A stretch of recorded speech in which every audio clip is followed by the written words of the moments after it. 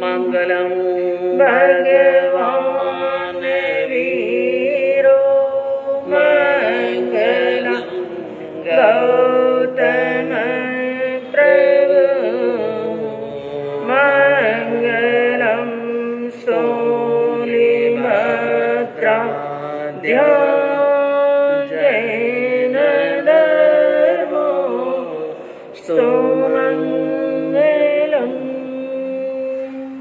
अज्ञानतिमिरान्धस्य ज्ञानाञ्जनशलाकया चक्षुरुन्मीलितं येन तस्मै श्रीगुरुवे नमः।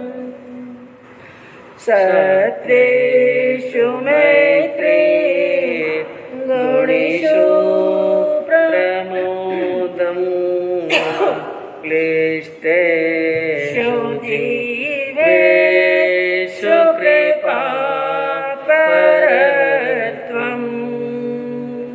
माध्यस्थभावम् विपरीतवेतौ सदा ममात्मा विदधातु देव सदा ममात्मा विदधातु देव। अहिंसा के अग्रदूत, त्रयकाल दृष्टा, भवी जीवों के तारनहार, शासनेश प्रभु श्रवण भगवान महावीर स्वामी के चरणों में कोटि कोटि वंदन। दीन दुखियों के मसीहा, करुणा के सागर, परम पूज्य गुरुदेव श्रमण सूर्य मर्दर केसरी श्री मिश्रीमल जी महाराज साहब के चरणों में कोटि कोटि वंदन। पाठ पर विराजमान परम श्रद्धेय, परम विदुषी, मधुर व्याख्यानी, सरल मना पूज्य गुरुनी जी महाराज साहब के चरणों में कोटि कोटि वंदन। धर्म प्रेमी बंधुओं, शीलवती माताओं बहनों, आपके सामने वर्णन चल रहा है श्रीमद् उत्तरायण सूत्र के चतुर्थ अध्ययन का, असंस्कृत,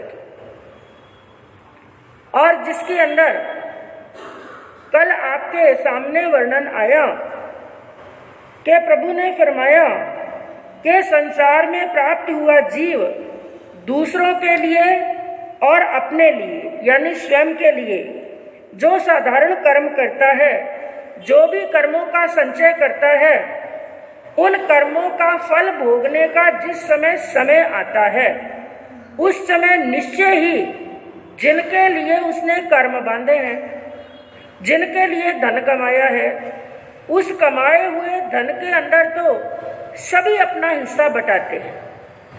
सब उस धन का सुख भोगने में सभी सहयोगी बनते हैं, लेकिन उसको कमाने के लिए जितने भी अशुभ कर्मों का बंधन किया है, 18 पापों का सेवन किया है, कर्मों का संचन किया है, उन कर्मों का फल भोगने का जिस समय समय आता है, जिस समय वो अवसर आता है, उन कर्मों के अंदर हिस्सा बटाने के लिए कोई भी तैयार नहीं होता। उन कर्मों को उस मनुष्य को खुद को ही भोगना पड़ता है जिसने उन कर्मों को बांधा है। इसलिए बार बार इस अध्ययन के अंदर प्रभु यही उपदेश देते हैं कि यह संसार की मोह, संसार की आसक्ति, संसार का राग, संसार का ममत्व इस जीव आत्मा को दुख देने वाला है। और आज दिन तक हम सभी संसार के अंदर भटक रहे हैं, संसार में परिभ्रमण कर रहे हैं, चतुर्गति के अंदर बार बार जन्म और मरण को प्राप्त कर रहे हैं, और जन्म ही दुख का कारण है। यानी हर भव में क्या होते हैं, हम दुखी होते हैं। इन सब का मूल कारण क्या है? कर्म। लेकिन कर्म भी बनते किस कारण से हैं? मोह के कारण से। इसलिए 8 कर्मों में कर्मों का राजा किसको बताया गया? मोह। जीव आत्मा जितने भी कर्मों का बंधन करता है, सब इस मोह के कारण से ही करता है। और यदि एक मोह क्योंकि जब किसी जीव आत्मा को केवल ज्ञान की प्राप्ति होती है तो सबसे पहला कौन सा कर्म टूटता है? मोहनीय कर्म। बस बाकी को तोड़ने की आवश्यकता नहीं, वो तो अपने आप ही टूट जाते। जैसे ही मोहनीय कर्म क्षय हुआ, मोहनीय कर्म के पुद्गल, मोहनीय कर्म के परमाणु आत्मा से अलग हुए, बाकी 3 घाती कर्म तो अपने आप ही टूट जाते हैं। और पीछे बचे अघाती कर्म, वो समय पा करके जब आयुष कर्म पूर्ण होता है उस समय वो 3 कर्म भी अपने आप ही टूट जाते हैं। तो मुख्य पुरुषार्थ जीव आत्मा को कौन सा कर्म तोड़ने के लिए करना पड़ता है? बस मोहनीय कर्म को कर्मों का राजा बताया है। और मोहनीय कर्म की स्थिति भी बड़ी लंबी है। आज बांधा गया मोहनीय कर्म कितने समय तक उदय में आ सकता है? स्थिति कितनी है? 70 कोड़ा कोड़ी सागरोपम की। कितने सागरोपम? 70 कोड़ा कोड़ी। और बंधुओं, जब सागरोपम का हम वर्णन पढ़ते हैं ना कि सागरोपम कितना बड़ा, इसका बड़ा ही एक जोरदार उदाहरण दिया गया है सागरोपम का, जिसके अंदर कितने वर्ष होते हैं, कितना समय लगता है, जिसकी कल्पना करना भी हमारे लिए बड़ा मुश्किल है। ऐसा एक सागरोपम नहीं, करोड़ सागरोपम नहीं, कितने कोड़ा कोड़ी। करोड़ को करोड़ से गुना करते हैं, उसको कहते हैं कोड़ा कोड़ी। ऐसे 70 कोड़ा कोड़ी सागरोपमों तक, यानी आज बांधे हुए कर्म हमारे लाखों और करोड़ों भवों के बाद में भी क्या आ सकते हैं? पूरे के अंदर सबसे ज्यादा स्थिति मोहनीय कर्म की बताई गई है। तो इस अध्ययन के अंदर प्रभु ने सबसे मुख्य उपदेश दिया है कि मोह को धीरे धीरे क्या करो, कम। और अगली गाथा के अंदर प्रभु क्या फरमाना चाहते हैं? वितेन ताणम न लभे पमत्ते इमं मिलोए अद्वा परत्था दिवप्पनट्टेव अनंत मोहे नेयावं दट्टुमरट्टुमेव। ध्यान से समझने का प्रयास करना बंधुओं कि इस गाथा के अंदर प्रभु क्या उपदेश देना चाहते हैं। क्या कहा कि प्रमादी पुरुष इस लोक में अथवा परलोक में धन से शरण नहीं पाता है। सबसे पहली बात, मनुष्य जिसको सबसे बड़ा शरण मान रहा है, क्योंकि बंधुओं ये जो वाणी है, ये जो आगम है, किसी सामान्य साधु संत के लिखे हुए नहीं है। ये वाणी किसकी है? भगवान की, तीर्थंकर भगवान की। और जिनको कौन सा ज्ञान था? कौन सा ज्ञान था प्रभु को? केवल ज्ञान। कौन सा ज्ञान? केवल ज्ञान। और केवल ज्ञान एक ऐसा ज्ञान है जिसमें ना राग है ना ही द्वेष। राग द्वेष से रहित होकर के जो वाणी फरमाई जाती है वो 3 काल में सत्य होती है। हम इस चीज को माने या ना माने, ये हमारी बुद्धि पर डिपेंड करता है, क्योंकि हमारी बुद्धि बड़ी स्थूल है, बड़ी छोटी बुद्धि है। हमारा ज्ञान बड़ा तुच्छ, बड़ा छोटा सा ज्ञान है। हमारा ज्ञान तो एक जैसे एक बूंद के समान भी नहीं है। और भगवान का ज्ञान उन समुद्रों से भी कई समुद्र से भी कई गुना है। उस ज्ञान के सामने हमारा ज्ञान तो एक बूंद के समान भी नहीं है। तो हमारी बुद्धि के अंदर ये बातें जमना थोड़ा क्या है? कठिन कार्य। और कभी कभी जम भी जाती है। मान लो थोड़ी बहुत बात पर विश्वास हो भी जाता है, लेकिन फिर बीच में क्या आ जाता है? मोह और प्रमाद। तो यही बात इस गाथा के अंदर फरमाई कि प्रमादी मनुष्य जो धन को सबसे बड़ा शरण मान रहा है, लेकिन भगवान की वाणी क्या कहती है? वो धन ना इस भव में शरण है और ना ही अगले भव। धन जरूरी है, जीवन के लिए जरूरी है, क्योंकि बंधुओं यदि धन नहीं है तो मनुष्य का कोई जीवन भी नहीं, ना कोई आदर है ना कोई सम्मान है। एक मनुष्य के पास में खूब सारा धन है, चाहे बिल्कुल ज्ञान नहीं, एक नंबर का मूर्ख, लेकिन तो भी दुनिया उसे क्या कहती है? धनवान ही बड़ा बुद्धिमान है, धनवान ही बड़ा कुलवान है। इस धनवान से बढ़कर के, क्योंकि सभी जितने भी गुण है ना दुनिया के, आजकल के लोगों की दृष्टि के अंदर दुनिया के अंदर जितने भी गुण है वो सबके सब गुण किस में आ जाते हैं? हाँ, धनवान में सभी गुण, चाहे उसके अंदर एक भी गुण नहीं है, लेकिन एक चीज है उसके पास में, क्या है? धन। और एक तरफ ऐसा व्यक्ति है जो बड़ा विद्वान है, सरस्वती की बड़ी कृपा है, बड़ा विनयवान है, बड़ा सरल है, सबकी सेवा करने में तत्पर रहता है, एक नहीं अनेक गुणों का भंडार है। बस एक चीज की कमी है कि उसके पास में क्या नहीं है? धन नहीं। कौन करता है उसका मान, कौन करता है उसका सत्कार? तो धन जरूरी, ये बात मान्य है। धन के बिना जीवन की गाड़ी चलने वाली, गृहस्थी का जीवन धन के बिना चलने वाला नहीं। ये जरूरी, धन जीवन के लिए जरूरी है, ये बात सत्य है। लेकिन धन ही सब कुछ है, ये बात असत्य है। क्योंकि आखिर तो आत्मा का क्या हो, धन के द्वारा भी धन का सदुपयोग करके आत्मा का क्या करना चाहिए? हित करना चाहिए, यानी धन को भी सदुपयोग के अंदर लगाना चाहिए। तो क्या फरमाया इसके अंदर भगवान ने? प्रमादी पुरुष इस लोक में और अगले यानी परलोक के अंदर धन से शरण प्राप्त करने वाले नहीं। प्रमादी पुरुष। प्रमाद कितने प्रकार का? 5 प्रकार। मद, विषय, कषाय, निद्रा और विकथा। एक आत्मा मद से निकलता है, मद यानी अहंकार, घमंड, और मद भी 8 प्रकार का बताया। तो हम मद से निकलते हैं तो विषयों में अड़ जाते हैं, विषयों से बाहर निकलते हैं तो कषायों में अड़ जाते हैं, और कषायों से बाहर निकलते हैं तो निद्रा में, यानी एक से निकले और दूसरे में अटक जाते हैं। वही कहावत के आसमान से टपके और खजूर में अटके, बस वही स्थिति है। ना ऊपर के रहे और ना ही नीचे के, बस इन 5 प के अंदर, 5 प्रमाद के अंदर घूमते रहते हैं, घूमते रहते हैं। और इस प्रमाद में, इन 5 प्रमाद में घूमते घूमते कितना समय व्यतीत हो गया? अनंत काल चक्र व्यतीत हो गए, अनंत जन्म और मरण हमने कर लिए। झूठी चीज को अपना मान लिया। जो चीज नश्वर है, जो चीज असत्य है, जो चीज अध्रुव है, उसको तो क्या मान लिया? अपना। और जो अपना है उसको सपना मान लेते हैं, उसको सत्य नहीं मानते हैं, उसको अपनी बात अपना मानते ही नहीं। बस यहीं पर गलती करता है जीव।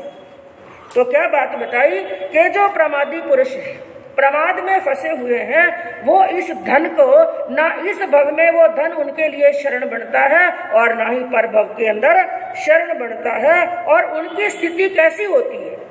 जैसे एक मनुष्य जिसका दीपक बुझ गया है। एक मनुष्य, ध्यान से सुनना, एक उदाहरण दिया इस गाथा के अंदर, जिसका दीपक बुझ गया है, ऐसे व्यक्ति के समान अनंत मोह वाला प्राणी न्याय युक्त सम्यक दर्शन आदि रूप मुक्ति मार्ग को देख करके भी नहीं देखने वाला हो जाता है। कैसे? जैसे एक व्यक्ति किसी गुफा में गया या खान में उतरते हैं धातु प्राप्ति के लिए। ये सोना वगैरह है, ये जितनी भी धातुएं हैं कहाँ से मिलती हैं? खान है। तो नीचे उतरना पड़ता है, यहाँ पर खूब गहराई के अंदर, धरती के नीचे गहराई में जाना पड़ता है, और वहां पर अंधकार है, प्रकाश नहीं। तो अंधकार में, उस गहराई में, गुफा में, खान में एक व्यक्ति गया और अंदर प्रकाश के लिए कुछ अग्नि का साधन लेकर के गया, ईंधन लेकर के गया और एक दीपक लेकर के गया। तो उस दीपक के प्रकाश के अंदर, उस अंधकार में भी, क्योंकि अब अंधकार में क्या हो चुका है? थोड़ा प्रकाश। तो उस गुफा के अंदर, खान के अंदर, कहाँ पर पत्थर है, कहाँ पर दीवार है, कहाँ पर ऊंचा है, कहाँ पर खड्डा है, कहाँ पर समतल भाग है, जो कुछ भी उसके अंदर कोई पदार्थ पड़े हैं या भूमि की जो स्थिति है, जो भौगोलिक स्थिति वहां पर है, उस दीपक के प्रकाश के सारे सब का उसको दिखाई दे रहा है। वो देखता हुआ जा रहा है, देखता हुआ जा रहा है, और जब वापिस वो पलटता है या कहीं पर भी जो चीजें उसने देख रखी, भली प्रकार से उसको मालूम है यहाँ पर खड्डा है, यहाँ पर ऊंचा है, यहाँ पर नीचा, भली प्रकार से देख लिया, लेकिन उसने कुछ प्रमाद कर लिया। प्रमाद किया, ध्यान नहीं रखा या विवेक नहीं रखा या जागृत नहीं हुआ, किसी भी कारण से, अविवेक के कारण से, प्रमाद के कारण से हाथ के अंदर जो दीपक पकड़ा हुआ था वो दीपक बुझ गया। अब दीपक बुझने के बाद में उसे वहां पे कुछ दिखाई दे रहा है, जबकि उसने देख रखा है। यहाँ पर भगवान ने क्या फरमाया, जिसका दीपक बुझ गया है वैसे ही अनंत मोह वाला जीव सब कुछ देखता हुआ भी नहीं देखने के समान हो जाता है। कैसे कि जैसे सब कुछ उसने देख रखा था, कौन सी वस्तु कहाँ पर है उसे भली प्रकार से मालूम है, लेकिन दीपक बुझने के बाद में आंखें होते हुए भी, आंखों में ज्योति होते हुए भी, सामने वस्तु का ज्ञान होते हुए भी अब उसे कुछ दिखाई नहीं। मैं कहूँ गुफा की बात छोड़ो, उस खान में तो क्या मालूम वो पहली पहली बार उतरा। जिस घर में आप बचपन से रहते हैं एक एक चीज का मालूम है, कहाँ पर दरवाजा है, कहाँ पर सोफा पड़ा है, कहाँ पर पलंग रखा है, कहाँ पर कुर्सियां रखी हैं और कहाँ से मुझे बाहर निकलना है। एक एक चीज की 24 घंटे जिस घर के अंदर रहते हैं, हमारा पूरा बचपन, पूरी जवानी उस मकान के अंदर निकल गई। लेकिन रात्रि का समय हो और करंट चला जाए, पूरा अंधकार, बिल्कुल भी प्रकाश नहीं, अंधेरी रात है और करंट चला गया, उस समय परिस्थिति क्या होती है? उसी घर में ठोकरें खाते हैं कि नहीं? जैसे आंखें नहीं हो, हम नेत्रहीन हो, ऐसे दोनों हाथ कर करके आगे चलते हैं, लेकिन फिर भी जाकर के दीवार से टकरा। सब जानकारी है, सब मालूम है कौन सी चीज कहाँ पर है, लेकिन फिर भी देखते हुए भी नहीं देखने वाले के समान बन जाते हैं। यही बात यहाँ पर कही कि जैसे जिसका दीपक बुझ गया है, ऐसे मनुष्य वस्तुओं को देखता हुआ भी नहीं देखने के समान है। ऐसे ही अनंत मोह वाला प्राणी, कौन सा प्राणी? अनंत मोह वाला प्राणी। यहाँ पर मोह है ना बंधुओं, सबसे खतरनाक, सबसे दुख देने वाला कौन है? मैं कहूँ गौतम स्वामी को किससे मोह था? बस एक से ही था ना, और तो परिवार के सदस्यों से नहीं था, अपने शिष्यों से भी नहीं था, जिनको उन्होंने दीक्षा दी उनसे किसी से मोह नहीं था, कोई संसार की वस्तु से मोह नहीं था, कोई धन से और वैभव से मोह नहीं था। इतना होने के बाद में भी केवल के भगवान से, थोड़ा सा उनको भगवान से मोह था, लेकिन इतना सा मोह होने के कारण से भी उनको केवल ज्ञान होने में क्या आ रही थी? बाधा आ रही थी। जब उन्होंने भगवान के सामने प्रश्न किया, एक बार गौतम स्वामी को खेदित हुआ देख करके भगवान ने पूछा, हे गौतम, तुम्हारे मन के अंदर ऐसा विचार आ रहा है? क्योंकि गौतम स्वामी के मन के अंदर विचार आया, जब उत्तराध्ययन का आगे वांचन होगा तो आपको बताया जाएगा कि गौतम स्वामी के मन के अंदर खेद क्यों आया। उन्होंने सोचा, जिनको मैं दीक्षा देता हूँ, मैं स्वयं प्रवर्जित करता हूँ, उनको हाथों हाथ क्या हो जाता है? केवल ज्ञान। और मुझे दीक्षा लिए हुए इतने वर्ष हो गए, 24 घंटे भगवान के पास में रहता हूँ, भगवान की सेवा करता हूँ, कभी मैंने अविनय किया नहीं। और जिनको 14 पूर्वों का ज्ञान, 3 शब्द सुने, 14 पूर्वों का ज्ञान हो गया, 4 ज्ञान के धनी थे, लेकिन मुझे केवल ज्ञान, मुझे खुद को क्यों नहीं हो? मैं कहूँ एक गुरु के शिष्य हो और वो दीक्षा लेते ही कुछ समय के बाद में गुरु से भी आगे बढ़ जाए तो विचार तो आएगा ना।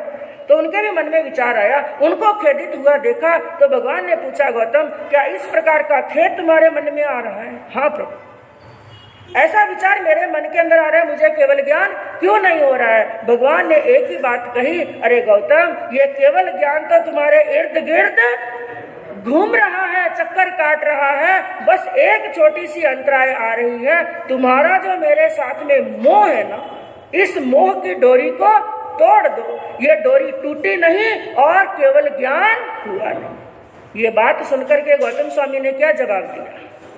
हे भगवान, ऐसा केवल ज्ञान हो तो भी ठीक और नहीं हो तो भी ठीक, ये मोह आपसे कम पड़ने वाला। क्योंकि हमारे यहाँ पर बहुत से केवल ज्ञानी हैं, कोई शंका होगी तो समाधान ले लेंगे। मैं कहूँ इतना सा, थोड़ा सा केवल उनको अपने भगवान के साथ में मोह, और भी किसी सामान्य इंसान से नहीं, भगवान के साथ में, अपने गुरु से, तीर्थंकर भगवान से मोह था। अब उसी स्थान पर हम गौतम स्वामी के स्थान पर अपने आप को खड़ा करके देखें, हमें कितनों से मोह है। चारों तरफ जाल किसने बिछा रखा है? मोह ने। बेटे से मोह, बेटी से मोह, पत्नी से मोह, यार दोस्तों से मोह। अरे मैं कहूँ जीव की बात तो छोड़ो, जीव की और रिलेशन वालों की, खून के रिश्ते वालों की बात तो छोड़ो, क्योंकि उनको जन्म दिया है, पाल पोस करके बड़ा किया, किसी ने हमें जन्म दिया और हमने किसी को जन्म दिया। रिश्ते नाते वालों की बात छोड़ो, घर के अंदर छोटी से छोटी वस्तु लाते हैं उससे भी मोह। अजीव से भी मोह, और उसकी भी बात छोड़ो, क्योंकि वो धन किसने कमाया है? आपने कमा करके लाए और वो वस्तु लाए, उससे तो मोह है ही। आप रास्ते में कहीं पर जा रहे हैं और रास्ते में पड़ी हुई आपको कोई वस्तु मिल गई, आपकी नहीं है, आपने कमाई नहीं, मालूम नहीं किसने कमाई, किसकी जेब से पैसे गिरे, या कोई भी वस्तु रास्ते के अंदर पड़ी हुई मिली जो आपकी नहीं है और आपने ला करके घर पर रख दी और बड़ी अच्छी लगी आपको, लेकिन 2-4 दिन के बाद में देखा वो वस्तु क्या है? गायब। तो पारा चढ़ेगा कि नहीं? हादर पूछेंगे वो वस्तु कहाँ पर गई? उस वस्तु से भी क्या हो गया? मोह। मैं कहूँ रास्ते चलते एक गोल मटोल पत्थर मिल जाता है ना, गोल मटोल बड़ा सुंदर पत्थर देखा, विचार किया ये पत्थर भी काम आएगा चटनी बांटने के, आएगा काम आएगा, चटनी बांटने के काम आएगा। उस पत्थर से भी क्या हो गया? कितना मोह। यदि हम चिंतन करें ना, इस मोह ने हमें घेर रखा है। छोटी से छोटी वस्तु, तुच्छ से तुच्छ वस्तु। मैं कहूँ उन गौतम स्वामी को भगवान से थोड़ा सा मोह था, उनका केवल ज्ञान अटका हुआ था। अरे हमें केवल ज्ञान होने में कितना समय लगेगा? जिनका बड़ा विशाल मोह है, बड़ा विराट मोह है, इसे कहते हैं अनंत मोह। कौन सा मोह? और अनंत मोह ही हमें अनंत संसार में घुमा रहा है। और जब तक इस अनंत मोह को धीरे धीरे कम नहीं करेंगे, ये क्षय नहीं होगा, ये अनंत संसार भी छूटने वाला नहीं। तो इसके अंदर प्रभु ने क्या फरमाया? वैसे ही अनंत मोह वाला प्राणी भी। और दूसरी बात कही, न्याय युक्त सम्यक दर्शन आदि रूप मुक्ति मार्ग को देख करके भी, उसने देख लिया। जैसे जब दीपक जल रहा था ना, उस व्यक्ति ने देख लिया था गुफा के अंदर क्या क्या है। उसी प्रकार कई बार जिनवानी सुनी, हमने शास्त्रों को पढ़ा और शास्त्रों को पढ़ करके हमने जान लिया ये संसार में दुख देने वाले मार्ग हैं और ये सुख देने वाले हैं, ये कल्याणकारी मार्ग है, ये अकल्याणकारी मार्ग है। ये जानने के बाद में भी, समझने के बाद में भी उस मार्ग पर अग्रसर नहीं हो पाते। क्यों नहीं हो पाते हैं? भीतर में क्या है? मोह। मान लो कभी थोड़ा बहुत वैराग आ भी जाए, वैसे तो जल्दी जल्दी वैराग आता नहीं और आने देते नहीं। और मान लो कभी कोई व्याख्यान के अंदर ऐसा प्रसंग चल रहा है, और या फिर कभी शमशान घाट के अंदर, क्योंकि एक बार पहले भी बताया ये वैराग है ना कई प्रकार का होता है। ये बखानिया वैराग भी होता है। व्याख्यान के अंदर जम्बू जी का वर्णन चल रहा है, गस्सु कुमार जी का बड़ा जबरदस्त वर्णन चल रहा है। अरे किसी ने 5 को छोड़ा, किसी ने 8 को छोड़ा, किसी ने 32 को छोड़ा, किसी ने 500 को छोड़ा और नमिराज ऋषि ने 1000 को छोड़ा। जब कभी जबरदस्त प्रवचन ऐसा चल रहा है, मार्मिक दृष्टांत चल रहा है, तो आप लोगों को क्या आ जाता है? कभी आया, कभी कभी ना, तो कभी ना कभी तो आया हो। हाँ, लेकिन व्याख्यान पूरा हुआ, बैठ का झटका, जयकारे हुए, सब कुछ झटक दिया। और कभी कभी आता है मसानिया वैराग। मसानिया वैराग कैसा होता है? अपना कोई स्वजन, कोई परिजन, कोई यार दोस्त, मित्र, सगा संबंधी जो बड़ी अल्प आयु के अंदर, जवानी की अवस्था के अंदर इस दुनिया से चल बसा और शमशान घाट के अंदर गए और वहां पर उसकी जलती हुई चिता को देखा। मन के अंदर कई बार बड़े विचार आते हैं, अरे क्या है संसार की विडंबना। देखो, जवानी के अंदर चला गया, परिवार को छोड़ गया, बड़ा मकान बनाया था, मकान को भी यहीं पर छोड़ गया, करोड़ों का धन इकट्ठा किया था, साथ में कुछ भी लेकर के नहीं गया। ये साथ में लेकर के नहीं गया तो मैं भी ले जाने वाला आया ना वैराग आता है, बड़ा जबरदस्त आता है। लेकिन क्या है बंधु, समस्या कहाँ पर है? हम उस पल को पकड़ते नहीं। क्या नहीं करते? हाँ, जो संयम के मार्ग पर बढ़ गए ना, उन्होंने क्या किया, जिस समय वैराग आया ना, उस पल को पकड़ लिया। लेकिन आप लोगों के हाथ से वो पल फिसल जाता है, फिसल जाता है। मसान के अंदर तो बड़ा जबरदस्त वैराग आया, लेकिन शमशान घाट से बाहर निकले, कुछ बातें चित्ते चली, आधा वैराग तो रास्ते के अंदर ही थारी मारी शुरू हो गई। घर पर पहुंचे, वहां पर आकर के सबसे पहले आप लोग क्या करते हैं? स्नान करते हैं। किस लिए करते हैं? शायद मुझे लगता है इसीलिए करते हो। ठंडे ठंडे पानी से स्नान किया तो वैराग भी क्या पड़ गया? ठंडा पड़ गया। ये होता है मसानिया वैराग। कई प्रकार का वैराग आता है, और मान लो कई बार वैराग आ जाए और उस समय पीछे खींचता है आपको मोह। कौन खींचता है? मेरी पत्नी का क्या होगा, इन छोटे छोटे बच्चों का क्या होगा, ये मोह खींच लेता है। और जब तक ये मोह है, हम सही रास्ते को जानकर, सुनकर, समझकर, श्रद्धा करने के बाद में, प्रतीति और आस्था करने के बाद में भी जिस रास्ते को, सत्य रास्ते को हमने जान लिया है, उसको जानने के बाद में भी हमारा नहीं जाने हुए के समान हो जाता है। जैसे उस दीपक बुझ जाने के बाद में उस मनुष्य ने दीपक के प्रकाश के अंदर जो देखा था वो भी किसके समान हो गया? नहीं देखे हुए के समान है। तो कहने का तात्पर्य बंधु क्या है? भगवान इस गाथा के अंदर ये फरमाना चाहते हैं, संसार के अंदर हमें दुखी करने वाला, कष्ट देने वाला, रुलाने वाला क्या है? मोह। तो इसको धीरे धीरे कम करने का प्रयास करेंगे। और अगली गाथा के अंदर प्रभु क्या फरमाते हैं?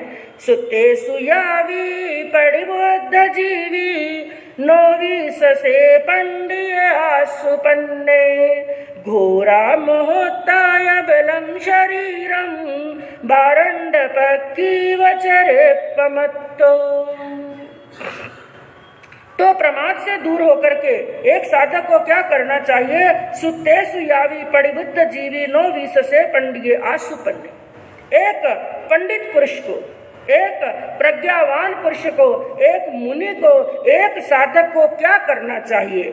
द्रव्य और भाव से सोए हुए लोगों के बीच में रह करके भी सच्चा साधक वो होता है, सच्चा पंडित, सच्चा ज्ञानी, सच्चा मुनि वो होता है जो संसार में रहता है ऐसे प्राणियों के बीच में जो द्रव्य से भी सो रहे हैं और भाव से भी सो रहे हैं।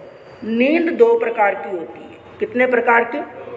एक द्रव्य नींद और एक भाव। द्रव्य नींद किसे कहते हैं? सामान्य नींद जो हमारे शरीर को आती है, दिखाई देती है कि मनुष्य सो रहा है। जिस नींद की एक लिमिट होती है, कोई 2 घंटे सोया, कोई 4 घंटे सोया, कोई 6 घंटे, कोई 8 घंटे, ज्यादा नींद आती है, कोई 10 और 12 घंटे भी सो गए। एक लिमिट है, एक मर्यादा है, और उस मर्यादा के बाद में वो व्यक्ति जाग जाता है। तो ये तो हुई द्रव्य नींद। मनुष्य को भी आती है, त्रिंच को भी, सबको आती है। जब तक संसार के अंदर ये द्रव्य नींद सबको आती है, ये इतनी खतरनाक नहीं है। लेकिन दूसरी नींद कौन सी बताई? भाव नींद। वो किसको आती है? सबको आती है, लेकिन शरीर को आती है कि आत्मा को आती है? बस शरीर को आने वाली नींद इतनी खतरनाक नहीं है। जो द्रव्य नींद है शरीर को आती है, लेकिन भाव नींद किसको आती है? आत्मा को आती है। और इसकी कोई मर्यादा नहीं, और ये दिखाई भी नहीं देती है, इसकी कोई लिमिट नहीं है। क्योंकि यदि आज हम भाव नींद से जाग गए होते ना, तो संसार में रहते ही नहीं, ऊपर चले जाते। कहां पर? मोक्ष के अंदर। क्योंकि जो जाग गए उन्होंने प्राप्त कर लिया, और हम लोग अभी तक सो रहे हैं भाव नींद के अंदर। वही मोह की नींद, राग की नींद और आसक्ति की नींद के अंदर। तो एक साधक को, सच्चे साधक को प्रभु ने शिक्षा दी। संसार के अंदर ऐसे मनुष्य भी हैं जो द्रव्य नींद में भी सो रहे हैं और भाव नींद के अंदर भी सो रहे हैं। ऐसे लोगों के बीच में रह करके भी एक परिबुद्ध जीवी जिसने बोधि को प्राप्त कर लिया है, उस साधक को क्या चाहिए? द्रव्य और भाव से सो रहे लोगों के बीच में भी वो द्रव्य और भाव से जागता रहे। क्या करे? द्रव्य से भी जागे और भाव से भी जागे। वही आशु प्रज्ञ है, वही पंडित पुरुष है। उसको प्रमाद आचरण में विश्वास नहीं करना चाहिए, क्योंकि सच्चाई क्या है? घोरा मुहूर्ता अबलम शरीरम। ये काल है ना, जो जिसे मृत्यु कहते हैं, ये काल बड़ा घोर है, ये काल बड़ा भयंकर है। इस काल के सामने अच्छे अच्छों की चलने वाली, ये काल तो घोर है, भयंकर है, दुष्ट है और महाबली है। लेकिन हमारा शरीर क्या है? निर्बल है, अबलम शरीर। हमारे शरीर में बल नहीं है। इस काल के सामने अच्छे अच्छे बली, चक्रवर्तियों का वर्णन सुना, एक बार वापस रिपीट करूं मैं आपके सामने। चक्रवर्ती के शरीर में बल कितना? आज तो जवाब आपको ही देना पड़ेगा। 10 बार बता चुकी हूं आपको। थोड़ा सोच करके। चक्रवर्ती का पूछ रही हूँ, वासुदेव का नहीं। 40 लाख।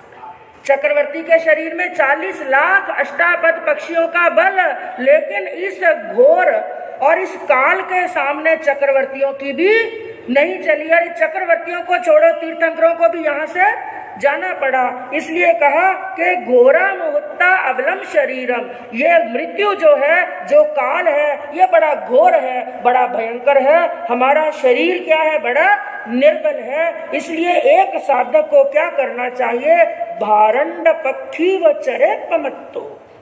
आगमों के अंदर, सामने देखिए बंधुओं, आगमों के अंदर एक नाम आया एक पक्षी का, भारंड पक्षी। कौन सा पक्षी?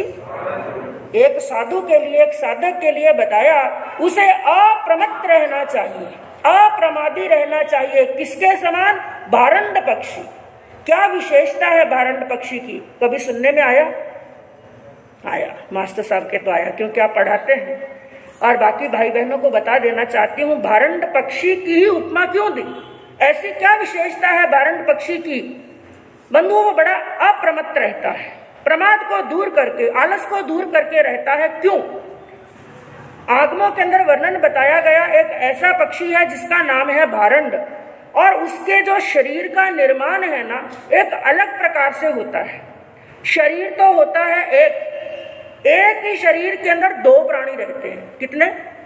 2 प्राणी रहते हैं। बाकी तो उनके इंद्रियां सब अलग अलग होती हैं, उसकी आंखें उसके काम आती हैं, उसकी आंखें, बाकी सब चीजें उनकी अलग अलग होती हैं। लेकिन उन 2 जीवों के बीच में पांव होते हैं 3। कितने पांव होते हैं? ये बात भी वापिस पूछूंगी मैं, इसलिए भूल नहीं जाओ तो नोट करते रहना। भारंड पक्षी के पांव कितने होते हैं? 3। एक पांव तो उनका सेपरेट होता है, ये उसके काम आता है, ये उसके काम आता है, लेकिन बीच का पांव दोनों के काम आता है। अब मान लो एक पक्षी सो रहा है और दूसरा पक्षी जाग रहा है, और जागने वाले ने देखा कि सामने से शत्रु, दूसरा कोई जानवर, हिंसक जानवर उन पर किसी प्रकार से उनके ऊपर हमला करना चाहता है। तो जागने वाले ने तो देख लिया, अगर दूसरा सो रहा है तो एक के साथ में कितने जाएंगे? दोनों जाएंगे।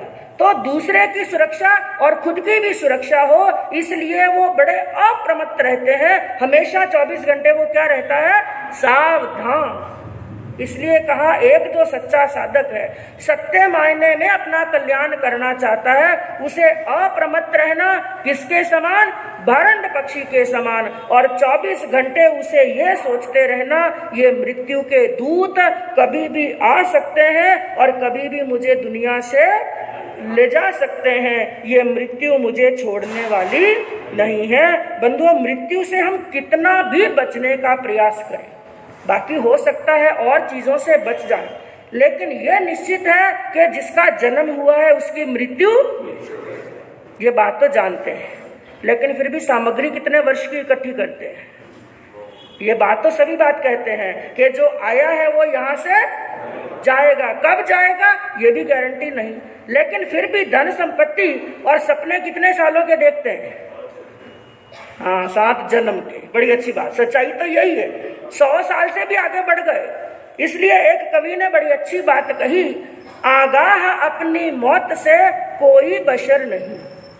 आगाह यानी मेरी मृत्यु कब आएगी कोई गारंटी नहीं, किसी को जानकारी नहीं। आगाह अपनी मौत से कोई बशर नहीं, सामान 100 बरस का पल की खबर। 100 साल का सामान इकट्ठा करता है, एक पल की भी खबर नहीं है। और बंधुओं, कितना भी सुरक्षा का स्थान बना लो, ये मृत्यु हमें ढूंढ ही। एक दृष्टांत आता है शेरशाह सूरी का, नाम सुना होगा। जब मुगलों का इतिहास आता है, हिस्ट्री के अंदर पढ़ा होगा, मुगलों के इतिहास के अंदर नाम आता है शेरशाह सूरी, जिसने हुमायूं को धोखा दे करके, नमक हरामी का काम करके हुमायूं का राज्य हड़प लिया शेरशाह सूरी ने। अब शेरशाह सूरी एक बादशाह बन गया, राजा बन गया, लेकिन वो कितना भी बलवान क्यों ना हो और कितना भी शक्तिशाली क्यों ना हो, लेकिन अंदर से वो भयभीत जरूर होता है। किस चीज से? मृत्यु से। कहीं मैं मर नहीं जाऊं, कहीं मैं मर नहीं जाऊं, उसको भी अंदर से ये भयभीत था। और ज्यादा लोग जो हिंसक होते हैं ना, जो क्रूर होते हैं, ऊपर से दिखने में क्या लगता है, अरे ये बड़े शक्तिशाली है, लेकिन जितने ज्यादा शक्तिशाली दिखते हैं ना, अंदर से उतने ही ज्यादा भयभीत होते हैं। मैं कहूँ एक संत है, संत किसी से डरता है क्या?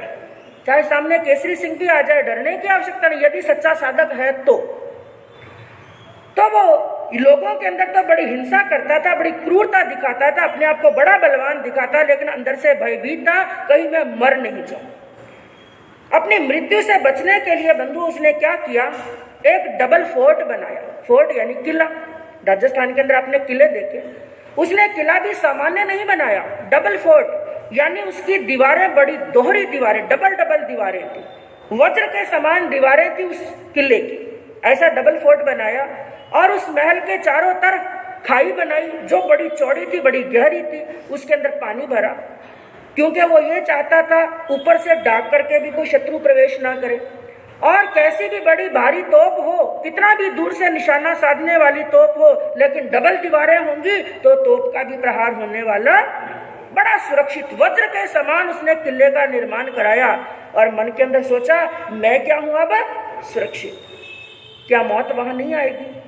अरे मौत के लिए तो ये डबल नहीं, 7 दीवारें भी बना लो ना, उनको भी छेद करके मौत तो पहुंच जाए। लेकिन मन के अंदर बड़ा प्रसन्न, उस किले का काम चल ही रहा था, लगभग किले का काम पूर्ण हो गया। और अब देखिए कैसे मनुष्य के सुरक्षा के साधन ही उसकी मृत्यु का कारण बन जाते हैं। जरूरी नहीं कि शत्रु बाहर से प्रहार करे, अंदर के अंदर ही बिस्तर पर सोते सोते भी मृत्यु हो सकती है। वो मन के अंदर प्रसन्न है, कोई शत्रु मेरे पर प्रहार नहीं कर सकता, लेकिन उसकी भी मृत्यु हुई। क्या उसको किसी ने तलवार से मारा, क्या भाले से मारा, या तोप चली, या उसका किला उड़ा दिया, या किसी शत्रु ने मारा? नहीं, उसकी सुरक्षा का साधन ही मृत्यु का कारण बना। कैसे? एक बार घोड़े पर सवार होकर के बाहर से कहीं आ रहा था, अपने महल में प्रवेश कर रहा था। जैसे ही अपने महल के मुख्य द्वार पर आया, जो अभी अर्ध निर्मित था, यानी निर्माण का कार्य थोड़ा बाकी था, अभी अर्ध निर्मित मुख्य द्वार, बड़ा विशाल बड़ा सुरक्षित द्वार बन रहा था। जैसे ही उस द्वार के अंदर प्रवेश करने लगा, अर्ध निर्मित दरबार, उसके द्वार उसके ऊपर गिर गया। और ऐसा गिरा, सिर के अंदर चोट लगी और वहीं पर प्राण निकल गए। मैं कहूं किसी शत्रु ने प्रहार नहीं किया, जो उसने अपनी सुरक्षा के लिए बनाया ना, वही उसकी मृत्यु का कारण बन गया। और भगवान ने इसी अध्ययन की पहली गाथा के अंदर कौन सी लाइन फरमाई? असंख्यम जीवीय मापमाई। ये आयुष की डोरी ऐसी है जो असंस्कृत है, एक बार टूटने के बाद में जुड़ने वाली। तो अंतिम में मात्र इतना ही कहना है, मनुष्य का शरीर बड़ा निर्बल है, बड़ा